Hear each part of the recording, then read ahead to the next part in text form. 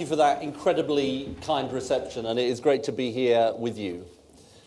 You know, there's a saying that goes, what doesn't kill you makes you stronger. And as leader of the opposition over the last few days, I've learnt what that really means. You need resilience in this job. You need thick skin. But above all, you need belief in what you're doing. Not belief based on a longing to have a picture on the wall of Downing Street. Not belief driven by a sense of entitlement. Not belief driven by the idea that it's somehow Labour's turn. But belief driven by the idea of how we must change the country. That's why I'm in this job. That's why it matters to me. That's what drives me on. And it is through our beliefs that we're going to win the general election.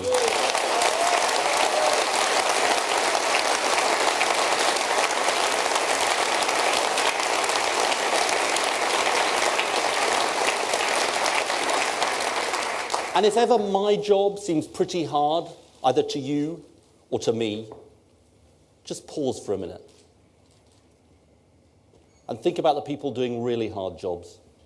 Shift work, night work, 0 hours contracts, 60 hours a week, 2 jobs, even 3 jobs to make ends meet. For me, this election is about them. And let me just say this. I'm willing to put up with whatever is thrown at me in order to fight for you.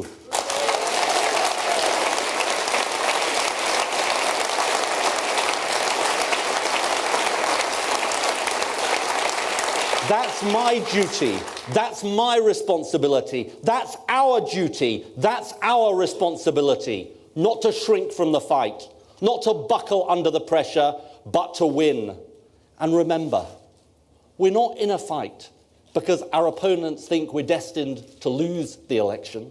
We're in a fight because they fear we can win the election. And between now and the election, they're going to use every tactic to try to destabilise, distract us, and throw us off course. Our task, the task for every person in this party, is simple: to focus our eyes on the prize of changing this country.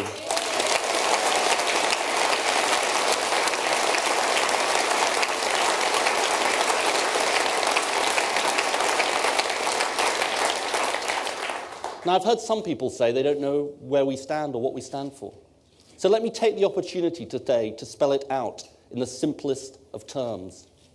It's what I stood for when I won the leadership of this party, and it's what I stand for today. This country is too unequal, and we need to change it. This inequality doesn't just affect a few, but it's about a country that increasingly doesn't work for the many. So it starts with one core belief. Our country only works for the privileged few today, not for most people. And when I say Britain only works for the privileged few, it's not just a slogan or some theoretical idea. It is rooted in the lives of people in every part of our country. This is what I stand for. It's about people asking why they're being told there is a recovery when they aren't feeling the benefits. It's about people working so hard but not being rewarded. It's about young people who fear they're going to have a worse life than their parents. It's about people making a decent living but unable to afford to buy a house. It's about people who worry that one of the foundation stones of our country, of their security, the NHS, is under threat. It's about people asking why in the 21st century they're on a 0 hours contract, while some of those at the top get away with paying 0 tax. The 0-0 economy we need to change.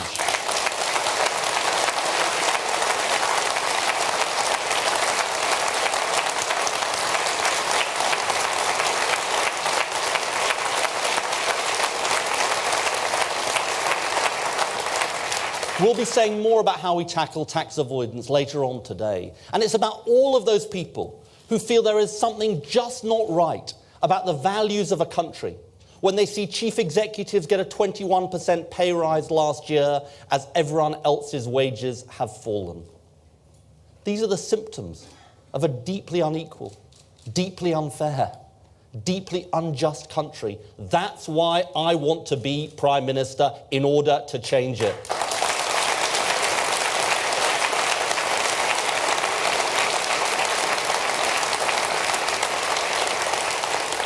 And this inequality is not some accident. It's driven by beliefs about how you run countries and how we should run Britain. Wrong beliefs, beliefs that have had their time. The belief that insecurity is the way you make working people work harder. The view that low pay is the only way we can compete in the world. The idea that markets will always get the right outcome, even if that means that powerful interests have all the power. The notion that we can't afford decent public services when money is tight.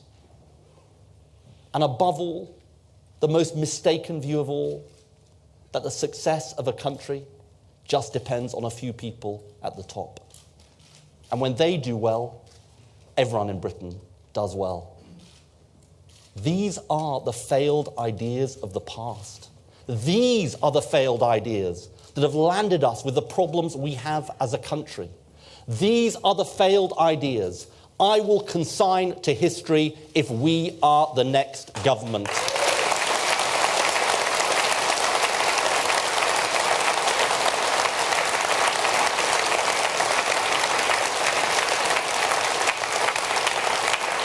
And this Conservative government can never change these ideas, because they believe all of these things and more. They have a core belief, just like we do, but its content couldn't be more different. They think that Britain does best when the most powerful do best. That's why when they twist and turn to try to pretend that they really, truly are on the side of working people, don't believe it. They won't act on 0 hours contracts because they think that's good enough for working people. They won't do anything about low pay or the living wage because they think that's how we compete. They won't stand up to the banks or the energy companies because they're in hock to the vested interests. They won't stand up for all of our young people because they think we can succeed with a few doing well. And they won't raise taxes on the very richest for the NHS because their donors and their lobbyists won't wear it. And they simply don't get why it would matter that we see such unequal rewards in our country. In fact, they make it worse, with tax cuts for millionaires and a recovery skewed to the top. They don't understand the problem, and they can't stand up for you.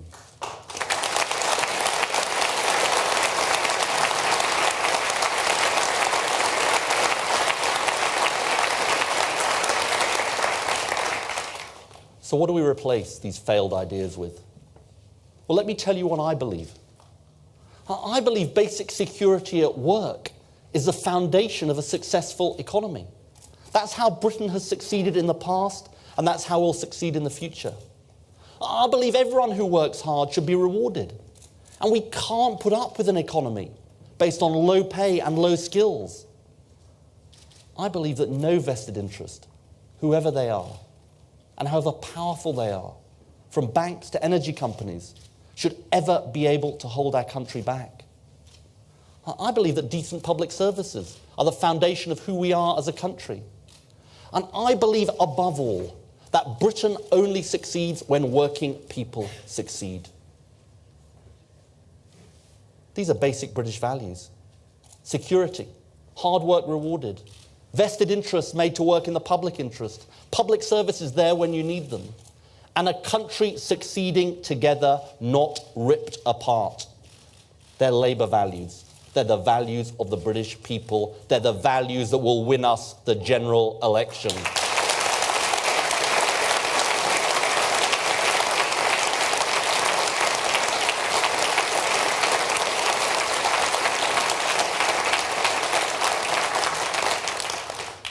And this isn't just what I believe, it's who I am. Let me say directly to the British people what I think matters in a Prime Minister. When I hear the stories of people who say that this country isn't working for them, I don't shrug my shoulders and say there's nothing we can do, because I was brought up to believe that it matters and we can change things. When powerful forces say to me, no way, I answer, who says? Because I've always believed that no force in this country should be too powerful to be held to account.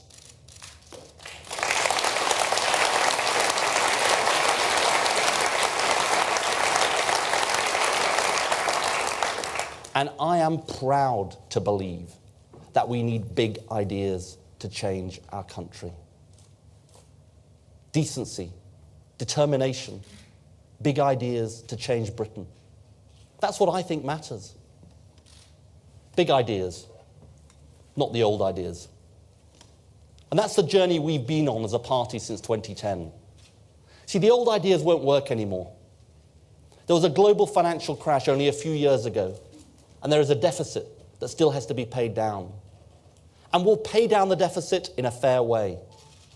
That's why change has to be about big reform, not big spending. In fact, big spending can't change the fundamentals of an economy that doesn't work for working people. And we won't have the money to do it anyway. This is about our character as a party. The wealth creators, not just the wealth distributors. Because we need good, decent jobs in the private sector at good wages. The devolvers of power, not the centralizers. Because we believe in giving power away so people can change their own lives and their own communities. And the reformers of the state, not the defenders of the status quo. Because we can't just make decisions in Westminster. Just as tackling economic inequality is Labour's mission, so too tackling inequalities of power must be our mission too.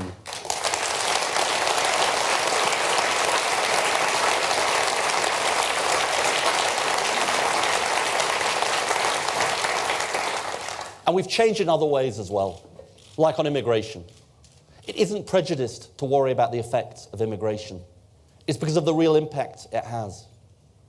I'm the son of immigrants. It's 70 years next year since my grandfather was killed by the Nazis. And I know the contribution my family has made to this country. But I also know it's not enough to say immigration benefits our country as a whole. Just as we should apply the values of the British people in the way our country is run, so too on immigration. A sense of fairness means that we can't allow wages to be undercut. A sense of fairness means entitlement to benefits should be earned, so you contribute for longer before you claim. And belief in community means that people should learn English and be part of our society. We should be proud to stand up for those values. And we will be talking more about immigration as a party. But always on the basis of Labour values, not UKIP values.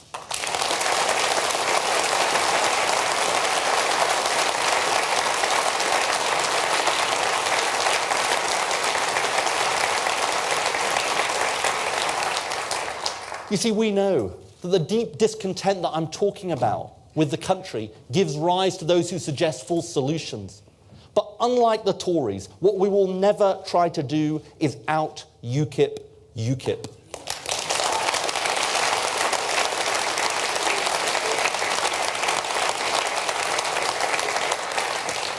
I think it's time we levelled with people about UKIP. I think they've got away with it for far too long. It's time we had a debate about where they really stand. They do have a vision of the past. But I say to working people in this country, let's examine this vision. Because when you stop and look at it, it's really not very attractive. And it's rooted in the same failed ideas that have let our country down. Piece together the different statements from Mr. Farage and from his gang, and think what it says. That working mothers aren't worth as much as men. That life was easier when there wasn't equality for gay and lesbian people. That you feel safer when you don't have someone who is foreign living next door. That the NHS will be better off privatised. That rights at work, whether they come from Europe or from here, are simply a barrier to economic success. And by the way, let's get out of the European Union. Is that really the country we want to be? I don't believe it. I don't believe that. I don't believe that's the kind of country people want. Of course, people rightly feel a sense of loss about the past. Jobs that have gone, communities that have changed, prospects for your kids that are diminished. But the answer is not to return to a more unequal, more unjust past. Mr. Farage, you may want to live in that world, but come the general election, I don't believe the British people will follow.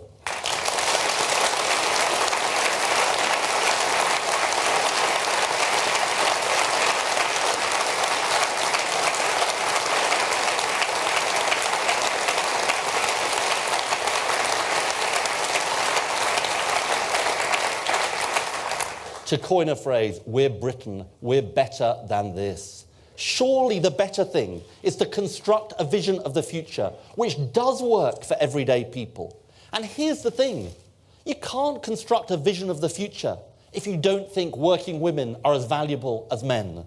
You can't build a vision of the future if you don't believe in equal rights. You can't succeed as a country if you try to close yourself off from the rest of the world. You can't make a fairer Britain if you try to destroy our NHS.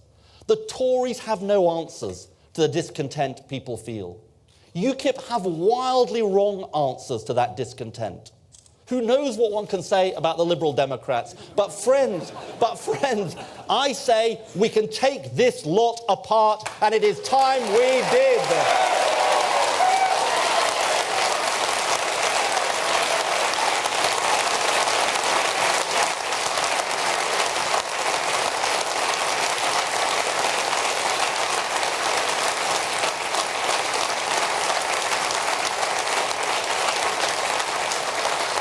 And we know how to do it, door by door, street by street, town by town. And just in case you find some people out there who still believe there's no difference between the parties, let's tell them what we're fighting for. An £8 minimum wage, an end to the exploitation of zero-hours contracts, freezing energy bills until 2017, putting our young people back to work, paying down the deficit and doing it fairly, reforming our banks so they work for small businesses, cutting business rates, apprenticeships alongside every government contract, building 200,000 homes a year, abolishing the bedroom tax, tackling tax avoidance.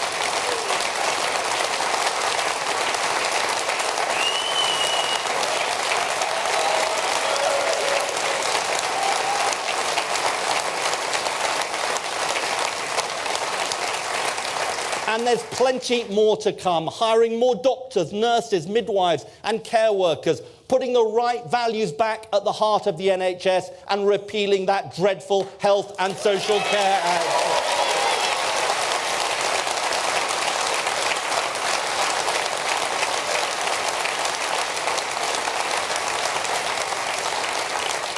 That is a plan to build a country that works for everyday people and not just a privileged few.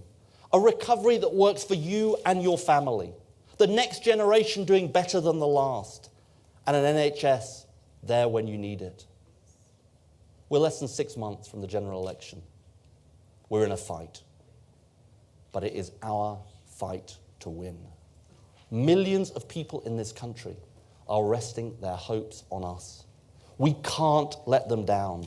We must not let them down. We will not let them down. Friends, let's fight for a fairer, more just, more equal Britain. That's what I'm going to do. That's what you do day in, day out. That's what every person in this party must do. That's the way we're going to win this fight. That's the way we're going to win this general election. Thank you very much.